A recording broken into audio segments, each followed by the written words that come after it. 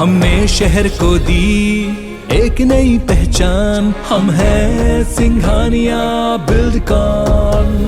उत्तर प्रदेश में तीसरे चरण के चुनाव में 60% मतदान हुए, तो वहीं अगले चरण के लिए प्रचार भी जारी है। इस बार के प्रचार में आतंकवाद का मुद्दा भी शामिल हो गया है। पीएम मोदी से लेकर कई केंद्रीय मंत्री प्रचार कर रहे हैं और वो अपने भाषणों में आतंकवाद को लेकर सपा को निशाने पर ले रहे हैं। देखिए एक रिपोर्ट।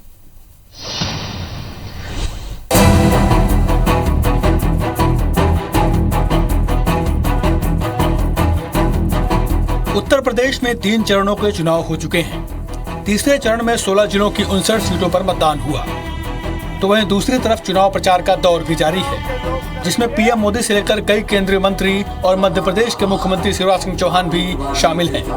पीएम मोदी ने हरदोई, पुरवा और उन्नाव की जनसभाओं को संबोधित किया। इस बार उनके निशाने पर आतंकवाद का मुद्दा भी रहा। Ahmedabad serial bomb blast connection को लेकर पीएम मोदी ने मुलायम और अखिलेश को घेरा और पूछा कि आतंकियों ने बम ब्लास्ट करने के लिए सपा के चुनाव चिन्ह साइकिल को ही क्यों पसंद किया।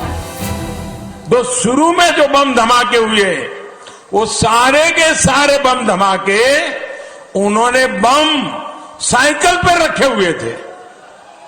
आप देखिए, साइकिल पे बम रखे हुए थे और जहां लोग सब्जी वगैरह खरीदने के लिए आते हैं, वहीं साइकिल पार्क करके चले गए थे और एक समय चारों तरफ ये साइकिलों पर रखे हुए बम धमाके फूटे।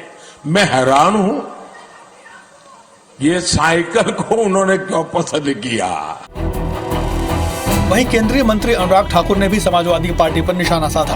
उन्होंने आतंकवाद को लेकर अखिलेश यादव पर वार किया और कहा कि आतंकियों के अब्बाजान सपाइयों के भाईजान हैं। अहमदाबाद बम धमाकों के तार सीधे तौर पर समाजवादी पार्टी से जुड़े हैं।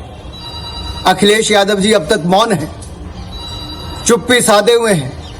कारण क्या है? आतंकी का अब्बूजान, समाजवादियों का भाईजान, इसलिए बंद है जुबान। अखिलेश जी की बंद है जुबान। रक्षा मंत्री राजनाथ सिंह ने अमेठी और प्रतापगढ़ में रैलियों को संबोधित किया। उन्होंने कहा कि जो 2 चरणों में चुनाव हुए हैं, उसमें बीजेपी को उतनी ही सीटें मिल रही हैं जितनी पिछली बार मिली थी। वहीं आतंकवाद पर सवाल करते हुए कहा कि समाजवादी ही क्या आतंकवादी नहीं है। बहनों भाइयों, आपको जानकर खुशी होगी, अंतर्राष्ट्रीय एजेंसियों ने भी कहा है कि भारत में सरकार चलाने वाली जितनी भी राजनीतिक पार्टियां हैं, उनमें सबसे बेहतर सरकार चलाने वाली यदि कोई पार्टी है तो उसका नाम है भारतीय जनता पार्टी। और मैं आपको यकीन दिलाना चाहता हूं बहनों भाइयों, भारतीय जनता पार्टी आपके भरोसे को कभी तोड़ेगी।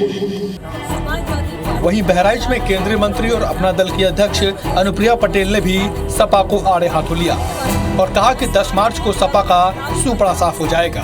ये आतंकियों की पार्टी है।